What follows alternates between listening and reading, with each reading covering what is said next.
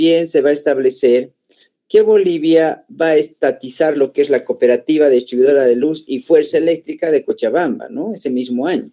Se va a decretar lo que es la estabilidad de la tercera parte de acciones de FANSESA, ¿no? Que es la empresa, como decimos nosotros, FANSESA es la empresa que producía cemento, ¿ya? Y en este caso, esto pertenecía a Samuel Durio Medina y al grupo de cemento Chihuahua, ¿sí?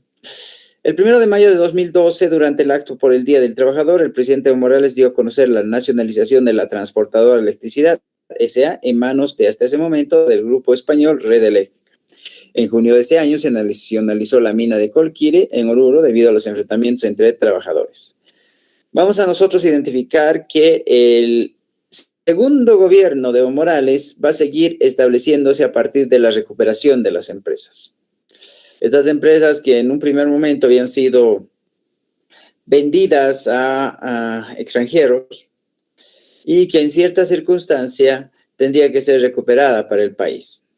Había una diferencia entre lo que era la privatización y la capitalización, ya habíamos dicho nosotros.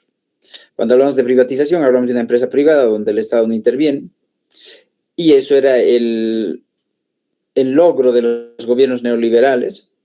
Y cuando hablamos de capitalización, hablamos de empresas pertenecientes a nuestro país vendidas o manejadas por extranjeros. También recalcamos que esto les generaba cierto trabajo a estos extranjeros en nuestro país, pero no así los mismos bolivianos. Entonces, ahí nosotros vamos a ir indicando. Bueno, Evo Morales comenzó su gobierno en 2006, ¿ya?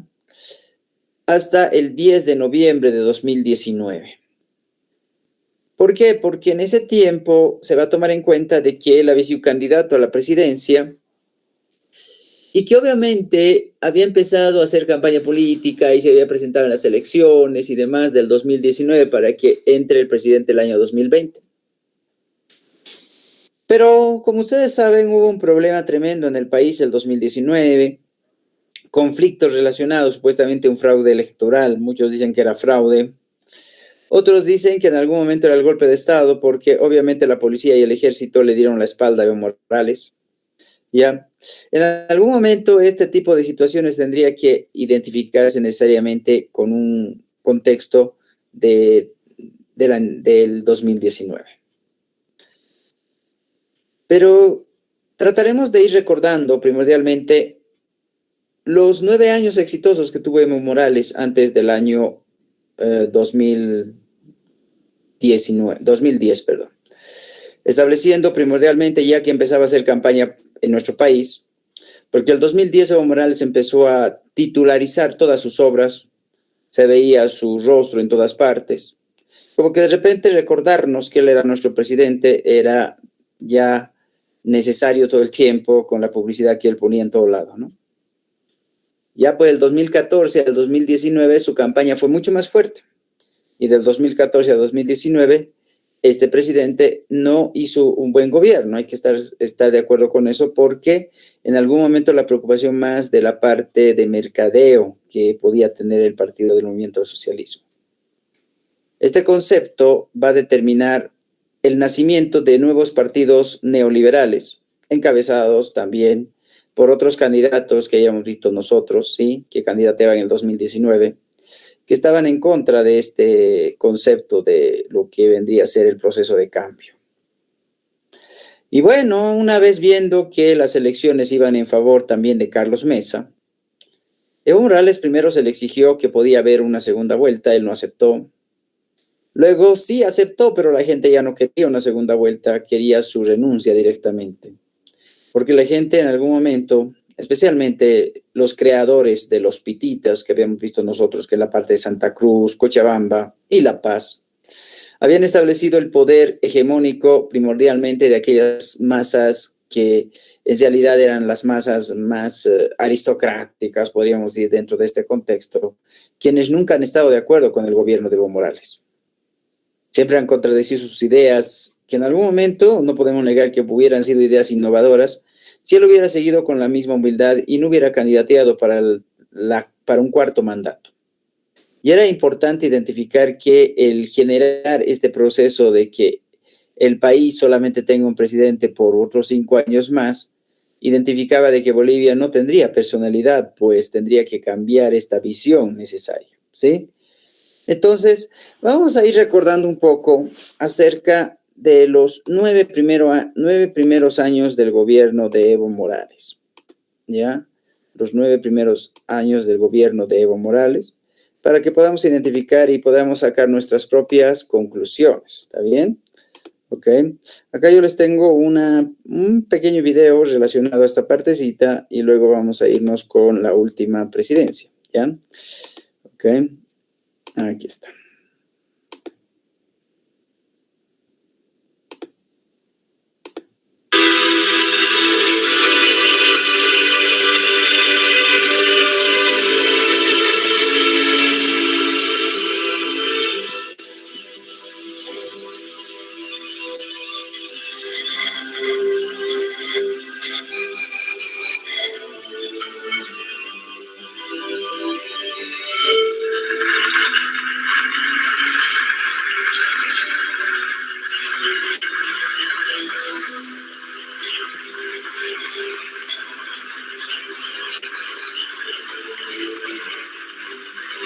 El 21 de octubre de 2015, el presidente Evo Morales habrá cumplido 9 años, 8 meses y 27 días en la presidencia, superando el tiempo de mandato del mariscal Andrés de Santa Cruz, constituyéndose en el jefe de Estado con el mayor tiempo de gobierno consecutivo en la historia del país y acompañado de un inédito respaldo de la ciudadanía boliviana en las urnas.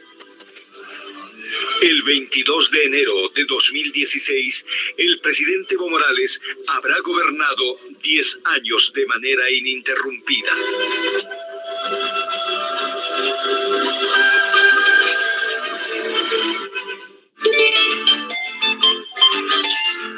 Remontándonos en la historia, el mariscal Andrés de Santa Cruz ocupó la presidencia de Bolivia entre el 24 de mayo de 1829 y el 17 de febrero de 1839. Andrés de Santa Cruz es recordado como la gran figura de la historia republicana de Bolivia. Estamos hablando de los primeros años de la República. Bolivia ha nacido en 1825 y Santa Cruz es presidente en 1829. Por lo tanto, es todavía el proceso de construcción de la nación boliviana.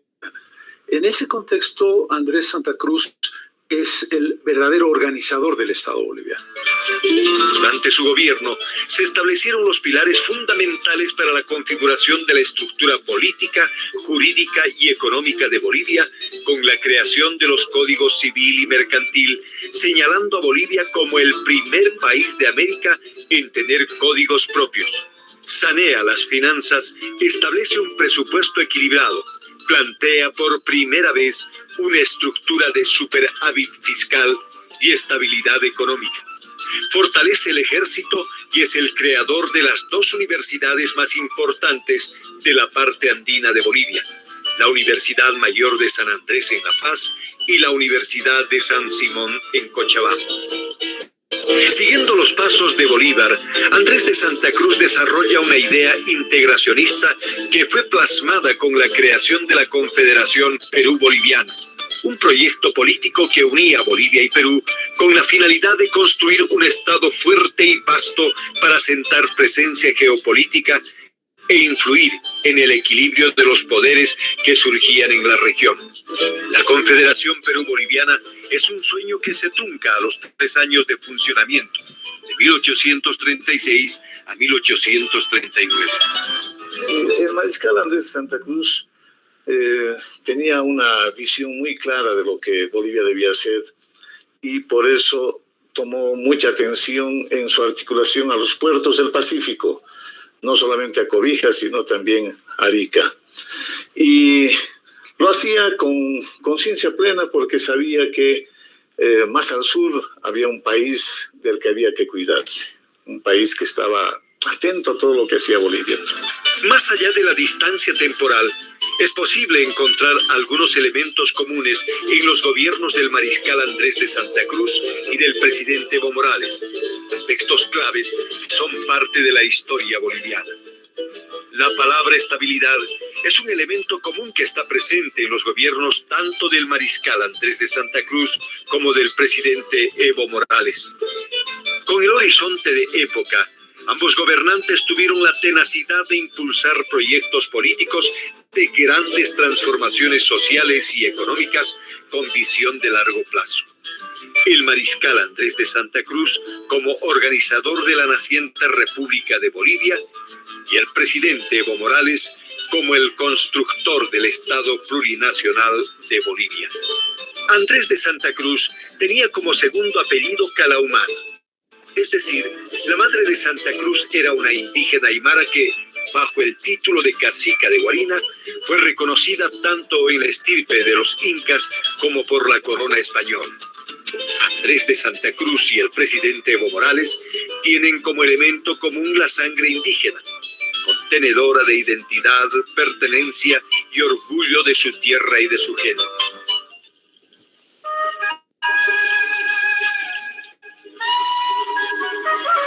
Evo Morales Ayma nació el 26 de octubre de 1959 en Isayabi, una pequeña comunidad del cantón Orinoca en el departamento de Oruro. Descendiente de una familia aymara de donde aprendió los principios básicos que aplicaría toda su vida. Amasúa, no seas ladrón. Amayuya, no seas mentiroso. Y Amaqueya, no seas flojo. Sus padres, Dionisio Morales y María Ayma, tuvieron 6 hijos, de los cuales solo 3 sobrevivieron: Esther, Evo y Hugo. Su infancia estuvo signada por la sencillez de su hogar. Asistió a la escuela primaria en Calavilca, ubicada a 5 kilómetros de su casa. Desde muy pequeño, trabajó pasteando llamas y ovejas. Conoció la realidad del trabajo en la zafra en el norte de Argentina, acompañando a su papá. Durante ese tiempo, Evo Morales vendía helados para aportar a los ingresos de su familia. De retorno a Isayabi, retomó la educación primaria en su antigua escuela y terminó el año escolar como el alumno más aplicado del aula.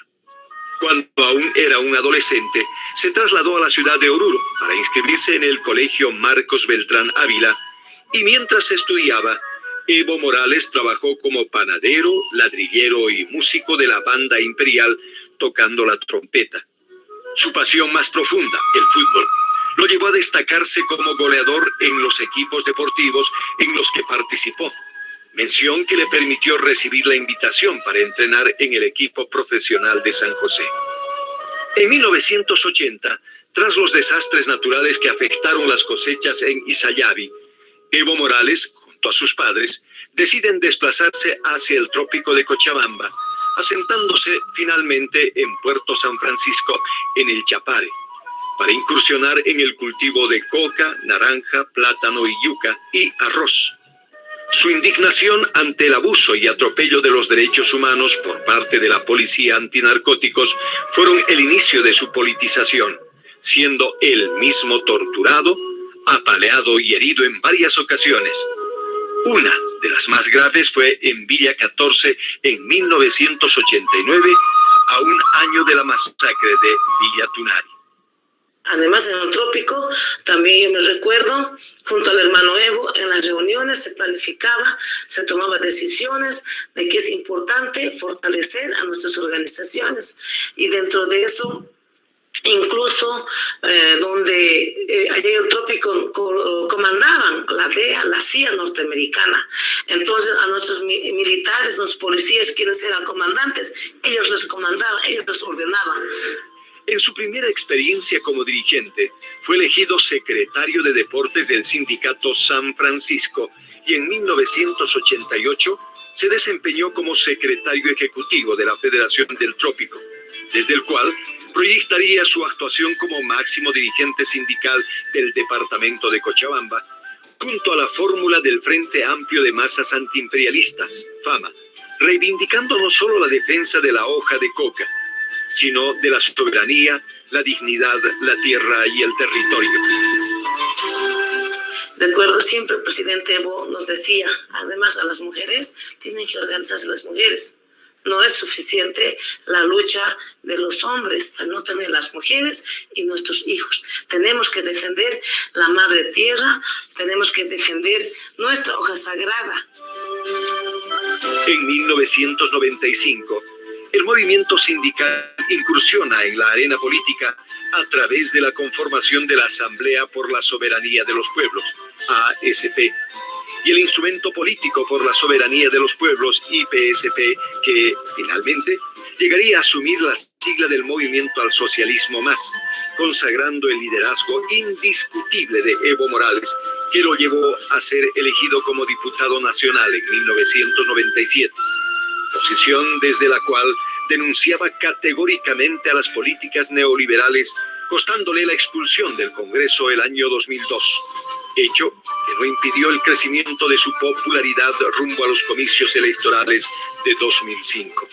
El primer hecho contundente es que rompe con un ciclo de democracia pactada donde un sistema político partidario no lograba acumular arriba del 50% más uno de los votos, por ende se tenía que articular una lógica de gobernabilidad a través de pactos y alianzas a partir del Congreso. Entonces, en el año 2005, el presidente Evo Morales rompe con esta lógica, y no solamente que rompe, es decir, consiguiendo la mayoría absoluta, sino que se ha mantenido por arriba del 60%, llegando inclusive en determinados momentos a estar cerca del 70%.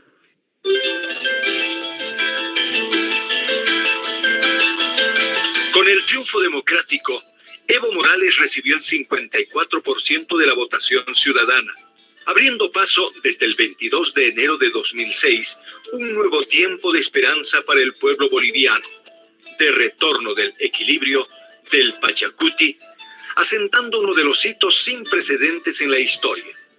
Evo Morales asume el poder y se constituye en el primer presidente indígena de todos los bolivianos.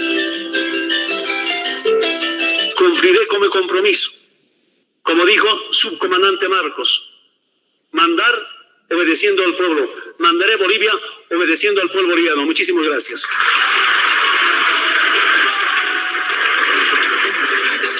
A un día de ser posesionado como presidente constitucional de Bolivia, Evo Morales fue nombrado Apumalcu, o líder supremo de los pueblos indígenas de Latinoamérica y el mundo, una ceremonia ancestral en Tiahuanaco.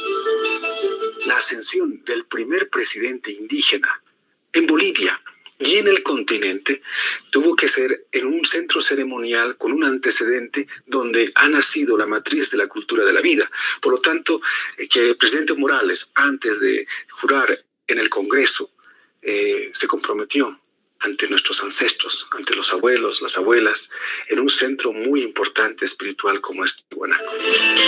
La presencia de amautas, malcus y yatiris evocaron un conjunto de ritos milenarios de buen augurio para los retos que enfrentaría el presidente Evo Morales. A los 100 días de gobierno, el presidente Evo Morales aplicó una decisión política absolutamente estratégica que definió el destino y la sostenibilidad de su gobierno. El 1 de mayo de 2006 se hace realidad la nacionalización de los hidrocarburos bajo la premisa "queremos socios, no patrones", de nuestros recursos naturales. Nuevamente son las decisiones como el de la nacionalización. Yo recuerdo el año 2006, todos los sectores que, especialmente empresariales, oligárquicos, que se oponían a la nacionalización y que auguraban que iba a fracasar porque no iba a venir un centavo más de inversión extranjera para el petróleo, que no auguraba más con ese tipo de medidas. El presidente Evo tomó la decisión y ese fue la piedra angular. Con la nacionalización se establecieron nuevas reglas de juego. El 18% del valor destinado a las empresas petroleras y el 82% para el Estado boliviano. La instauración de la Asamblea Constituyente en 2006 es otro de los hitos más importantes del gobierno del presidente Evo Morales. Resultado de la Agenda de Octubre durante la Guerra del Gas en 2003, que exigía la construcción de una nueva visión de país que logre visibilizar, reflejar y comprender las aspiraciones históricas de los pueblos indígenas y los movimientos sociales. Lo primero es la primera asamblea constituyente elegida democráticamente, cuyos constituyentes no fueron solamente los abogados que eran tradicional, sino fueron representantes del pueblo boliviano. Y a partir de ello es una constitución, la única constitución en la historia de Bolivia que fue con constituyentes electos democráticamente y con un nivel de participación de toda la sociedad, de todas las regiones y de todas las expresiones políticas, ideológicas, religiosas que pudieron participar. Durante este complejo proceso constituyente, el gobierno del presidente Evo Morales tuvo que afrontar uno de los retos más álgidos: superar la amenaza del separatismo causada desde los sectores más conservadores del país, asentada especialmente en comités cívicos regionales de los departamentos del sudeste del país, denominados como la Media Luna, que amenazaban la viabilidad del proyecto revolucionario que se encontraba en proceso de construcción.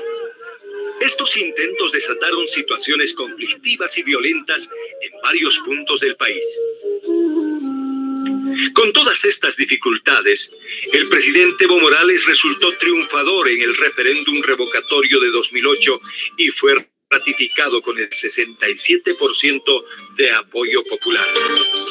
La lógica política en esos momentos era la conformación de bloques políticos que estuvieran articulando visiones de país a través de la articulación de este nuevo proyecto de estatalidad con el Estado plurinacional. El presidente Evo Morales logra articular una legitimidad que va más allá de un tema electoral. La aprobación de la nueva Constitución Política del Estado en 2009 abrió paso a un nuevo capítulo en la historia nacional con la refundación de Bolivia como un Estado plurinacional que redimensiona definitivamente una nueva forma de entender el país con respeto a la diversidad y la igualdad entre todos. La nueva constitución y el Estado plurinacional lo comienza a poner el Estado, sus instituciones, sus representantes en sus expresiones vivas y naturales. La aplicación de políticas de redistribución del ingreso es parte del compromiso firme para la transformación social y hacen posible la otorgación del bono Juancito Pinto, el bono Juana Zurduy y la renta dignidad. Medidas económicas como el incremento salarial y el doble aguinaldo son los efectos positivos que reciben los niños, las mujeres, las personas de la tercera edad y los trabajadores gracias al inédito crecimiento económico alcanzado durante el gobierno del presidente Evo Morales y que ubica a Bolivia como la tercera economía más pujante de Latinoamérica. Bolivia es el único país que tiene altas tasas de crecimiento ahora con respecto al resto de los países de América Latina que están muy mal por la crisis económica que sí les ha afectado, y Bolivia sigue en esta tormenta como un barquito navegando y avanzando. Con el presidente Evo Morales, Bolivia dio un salto a la revolución tecnológica, con el ensamblado de computadoras portátiles a través de la empresa estatal Quipus, que fueron entregadas sin costo a estudiantes de secundaria de todo el país. El teleférico, el sueño de los paceños hoy, es una realidad. Contar con el sistema de transporte masivo más moderno y seguro del mundo. Y el satélite de telecomunicaciones Tupac Katari, que otorga servicios de telefonía fija e internet a más de 1 millar de poblaciones rurales, además de beneficiarse con los programas Telesalud y Teleeducación, sin la necesidad de trasladarse a las ciudades.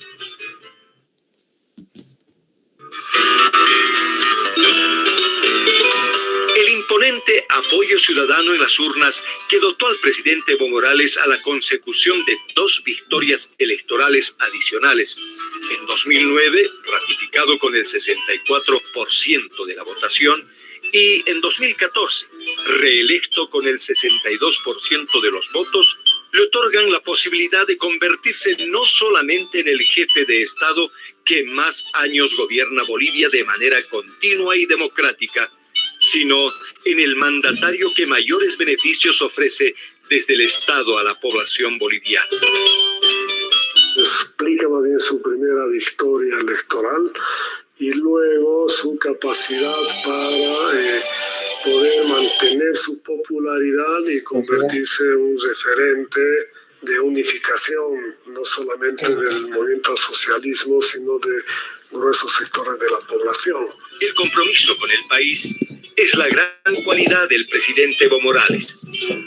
En las Naciones Unidas y en el mundo se ha planteado varios puntos. Uno, el Día de la Madre Tierra. El agua como derecho humano. Y los derechos de la Madre Tierra. Despenalizar el acullico, que es algo fundamental y trascendente en la historia de los pueblos indígenas originarios. Promulgar como principios de las Naciones Unidas el Amazúa, Amayuya, Amaquella. Y además mostrar al mundo que la fuerza no da derechos. Aspiraciones históricas concretas que, entre otras, se encuentra la recuperación de nuestro derecho irrenunciable de acceso soberano a las costas del Pacífico. Una acción encabezada e impulsada ante la Corte Internacional de La Haya por el mismo presidente Evo Morales y que espera en los siguientes años un veredicto mundial que le permita a Bolivia volver al Pacífico con soberanía.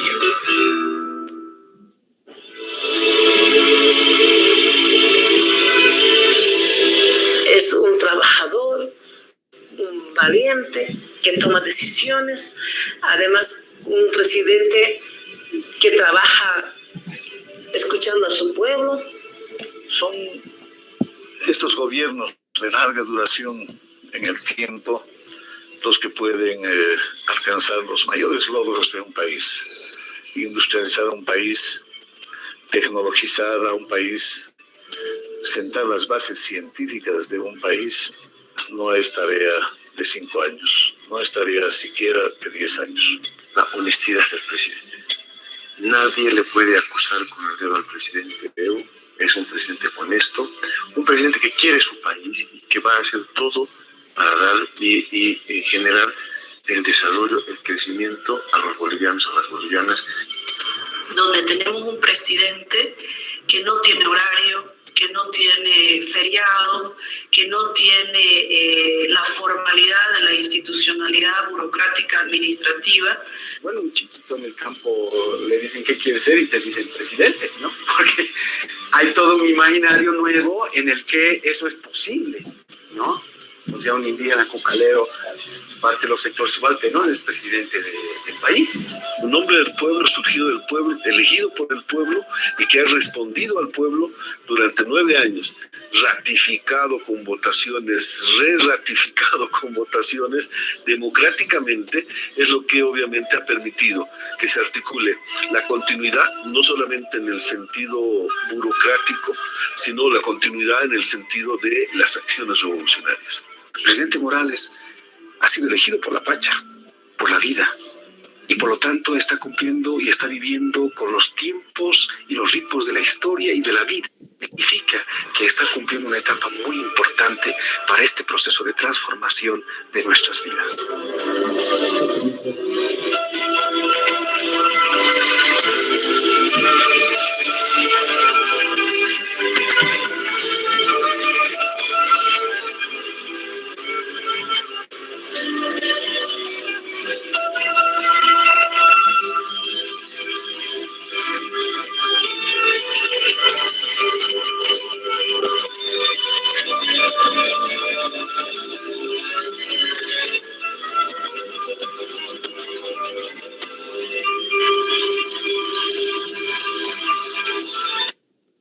Ok, muy bien. Entonces ya hemos visto algo de este presidente. A ver, ¿qué podemos sacar en conclusión de los primeros 10 años de Evo Morales? A ver, el gobierno. ¿Qué es, Jairo? Que estaba estaba pensando hacer cosas más por la gente, que en sí supuestamente agarrarse todo para él mismo y demás cosas. En sí estaba tratando de hacer cosas buenas que beneficiaran a todo el pueblo boliviano. Eso. ¿Y cuál sería el origen de Evo Morales? Como como persona, digamos, ¿no? ¿De dónde venía? Pues de una comunidad, un campo, ¿no? Y supongo que también su motivación para superarse día y día tal vez fue todas las injusticias y malos actos de la gente. Y también por eso también se quiso ser presidente. Así es, entonces vamos a considerar nosotros que venía de cuna humilde, ¿no? Y que necesariamente eso lo había profesado, ¿no? En sus primeros 10 años de mandato. Pero así como todo evento que va pasando a este tipo de comunidades, alguien que llegaba a no ser profesional, pero llegaba a ser presidente, establecían en un contexto ese sentir de liderazgo, ¿no? Que tenía. ¿Qué más podemos decir, Keita? A ver, ¿qué más puedes decir de Evo Morales en sus primeros 10 años de gobierno?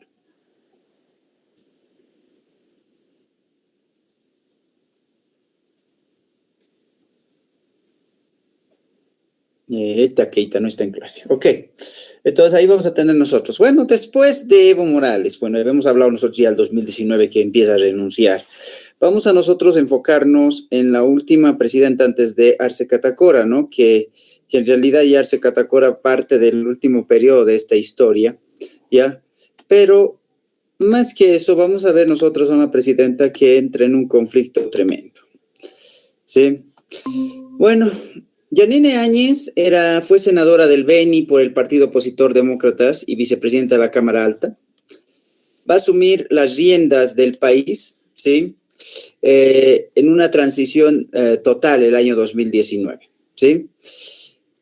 ¿Cuál era el motivo de su asunción a la presidencia? Era convocar a las elecciones, ¿ya?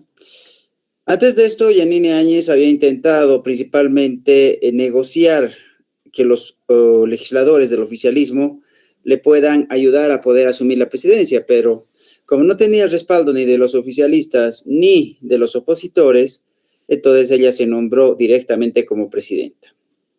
El TCP va a avalar esta sucesión presidencial en apoyo primordialmente, ¿sí?, al artículo 169, parágrafo 1, donde señala que en caso de la ausencia de un presidente, un vicepresidente, va a ser reemplazado por la presidenta o el presidente del Senado, que en este caso ella era segunda vicepresidenta interina del Senado, ¿no? Y todas han ido renunciando poco a poco. Bueno, lo más trágico dentro de este gobierno, sabemos que viene a ser las 2 masacres por las cuales ahora se le está haciendo el juicio, ¿sí? Cuando Evo Morales renuncia, eso no le gusta a la población y va a empezar a haber protestas por la renuncia de Evo Morales. No todos querían que Evo Morales renuncie, simplemente eran los que no estaban de acuerdo y eran opositores a este gobierno. Una de las primeras masacres se dio en Sacaba, ¿sí?, en Cochabamba, y otra en Sencata, en la ciudad del Alto. Acá vamos a tomar en cuenta que el gobierno le dio carta blanca a los militares para poder disparar a las personas. Aquí vamos a tener un total de 27 personas muertas y muchas personas heridas. Obviamente, como diríamos nosotros, la indemnización para esas familias que perdieron a sus seres queridos en estas 2 masacres fue devuelta en el gobierno ya de Arce Catacora, ¿no?, el año 2020. Pero vamos a considerar que este fue uno de los eventos más sobresalientes de este último tiempo, y el cual nosotros ya lo hemos visto, ya lo hemos vivenciado en las noticias y todo ese contexto, ¿sí? ¿Por qué se dio la masacre en Sencata? A ver, ¿cuál fue el motivo? ¿Cuál creen que fue el motivo por el que se dio la masacre en Sencata? Pues sí, les preguntan ahí en el examen, ¿no? A ver, ¿cuál sería el motivo por el que se dio la masacre en Sencata? ¿Qué es, Jairo? ¿Sabes algo de eso? No. ¿Cómo es? No tengo idea. No, nada de historia. ¿Qué pasó? A ver. ¿Qué dice Andrea? ¿Vos qué sabes de esta masacre? A ver.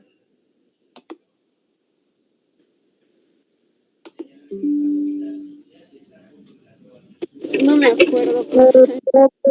A lo que yo me acuerdo era por el golpe de Estado, que estaban en contra de no sé de qué. Hasta ahí no me acuerdo.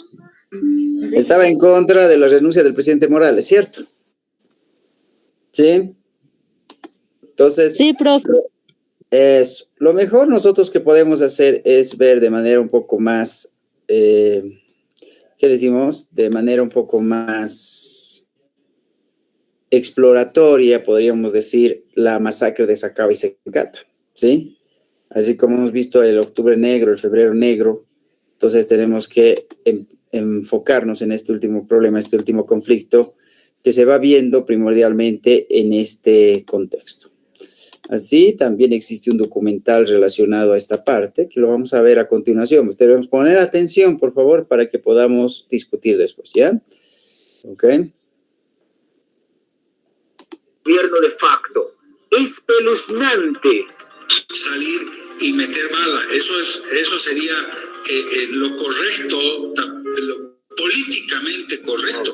Las Fuerzas Armadas abrirán fuego.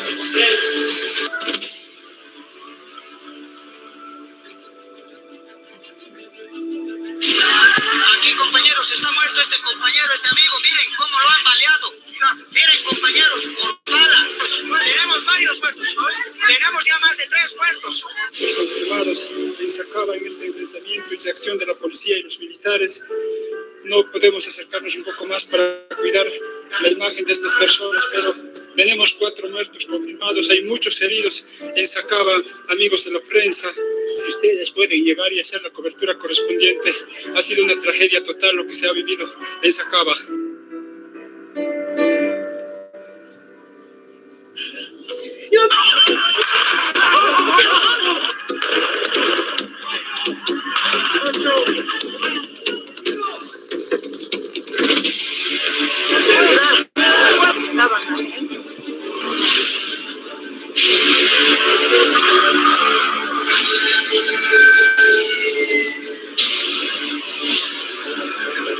Vinieron pues los militares, policías, tanques, helicópteros. Ya nomás han empezado a bajar los tanques.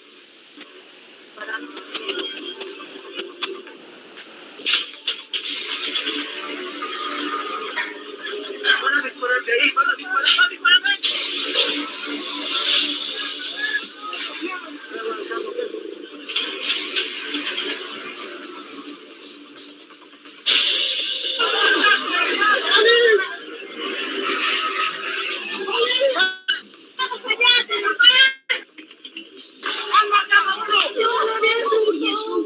¿Dónde heridos?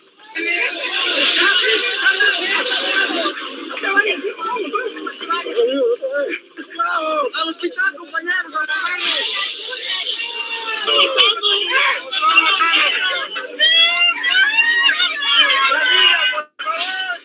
¿Qué es lo que está haciendo este gobierno de Áñez?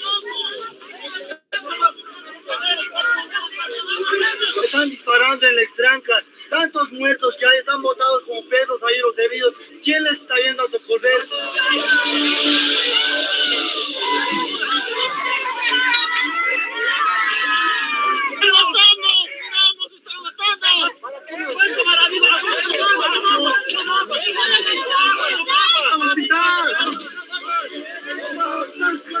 ¡Al hospital, compañeros! ¡Al hospital!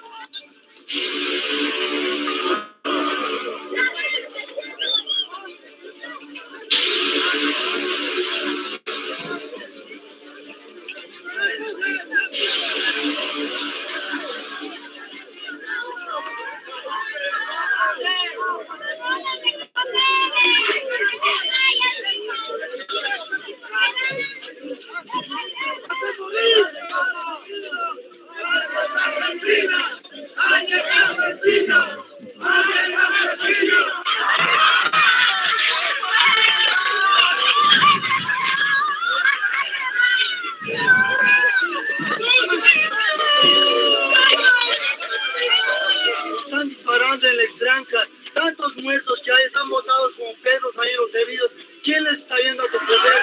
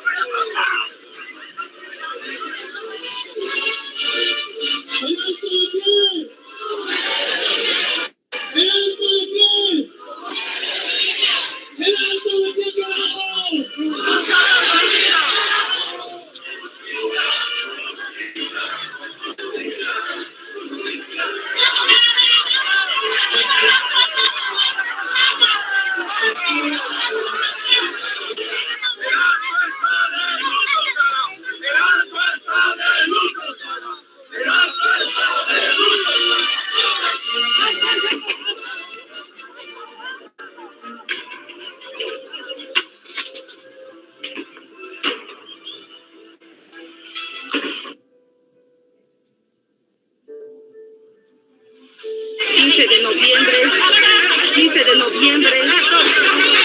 Así nos están haciendo. Así nos están matando. Así nos están matando a los compañeros.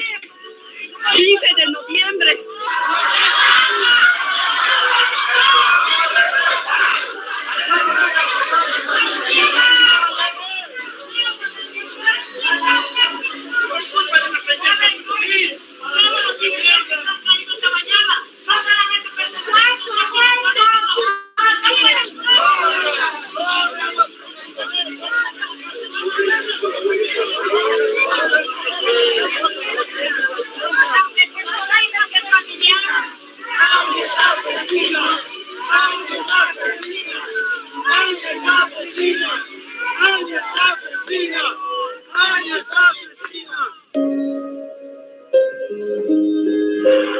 Llegaron de la ciudad del Alto a la ciudad de La Paz con alguno de sus muertos. Las víctimas de la toma militar y policial de la planta de distribución de carburantes de Sencata pidieron a los militares que les dejen pasar y les fue otorgado. Pero la policía esperaba detrás y atacó a quemarropa.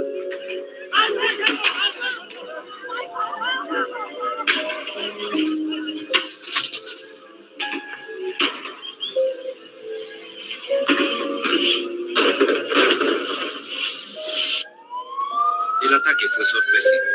No se sospechaba que un funeral pudiera ser reprimido. Los ataúdes quedaron por instantes tirados en la calle. Los familiares volvieron mientras la policía les ordenaba se retiren. Recogieron a su muerto y con él a cuestas huyeron de los gases lacrimógenos. Señor ministro, señores de las Fuerzas Armadas, señores policías, ¿están felices ahora? Me han quitado a mi hijo. ¡Justicia! ¡Justicia! ¡Justicia! ¡Justicia! ¡Justicia! ¡Justicia!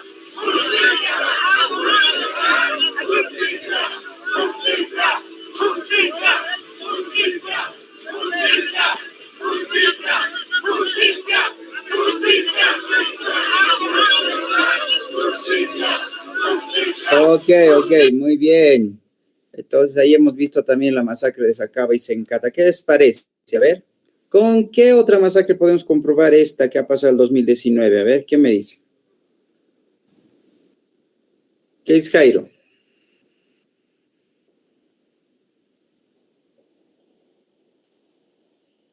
¿Se pudo ver el documental, Jairo? Sí, profesor. ¿Qué opinas? A ver.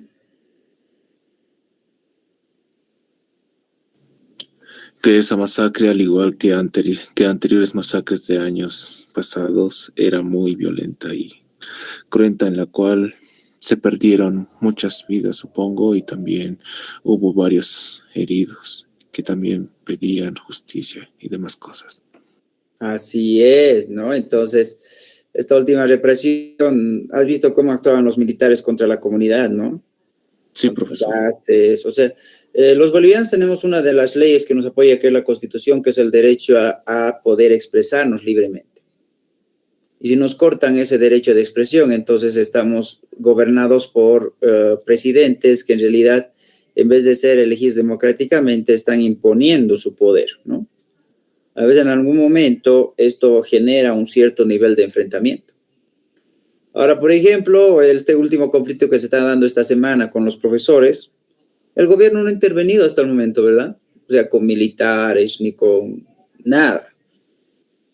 Sí o sí, digamos, han reprimido algún momento el hecho del enfrentamiento contra los edificios estatales, pero eso es porque la libre expresión de un pueblo no debería dañar tampoco ningún edificio de la comunidad, ningún tipo de estructura de la comunidad, ¿no? Y si eso daña, entonces quiere decir que ya este tipo de, ¿qué se llama?, de expresión ya vendría a ser mal sanada, o sea, no con el motivo de ser escuchados en una defensa, sino ser juzgados posteriormente. Muy bien.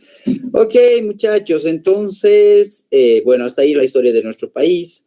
Hemos visto las 3 fases de la historia de Bolivia, desde 1825 a 1935 en su primera fase, de 1935 a 1952 en su segunda fase, y de 1952 hasta nuestros días en la tercera fase en la que nos encontramos actualmente nosotros.